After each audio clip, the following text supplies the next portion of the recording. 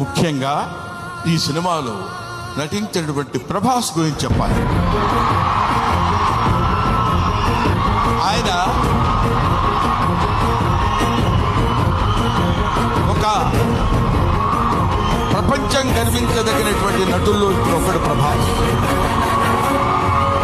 ఈ సినిమాలో ఆయన ఎందుకు అంగీకరించాడంటే, సినిమాలో ఆయన డబ్బు కోసం అంగీకరించలేదు. ఏదో ఈ సినిమాలో ఒక అద్భుతమైన క్యారెక్టర్ చేయాలని ఆయన అంగీకరించలేదు. ఒక మానవతా విలువలు కలిగిన మనిషి, ఒక మంచి మనిషి. ఎవరైనా ఏదైనా చేజాపడిగితే కాదనేటువంటి వ్యక్తి కాదు ప్రభాస్. ఎవరైనా అద్భుతమైనటువంటి స్థితిలో ఉండి ఇది నాకు కావాలి అని అడిగినప్పుడు, ముఖ్యంగా ఆ విషయంలో చెప్పాలంటే మోహన్ బాబు గారికి అత్యంత సన్నిహితుడు.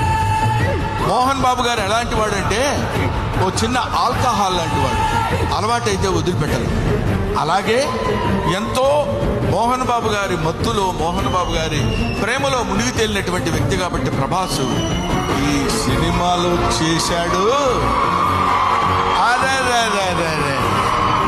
మోహన్ బాబు గారి ఎంట్రీ చూశారు కదా, అతను స్టీఫెన్ కూర్చున్నాడు, మ్యూజిక్ డైరెక్టర్. ఆ మోహన్ బాబు గారి ఎంట్రీ అలా పెడితే ప్రభాస్ శివప్రభాసుడు. అతను శివుడి చేత ప్రకాశవంతంగా పిలిచేవాడు. 6 అడుగుల అందగాడు.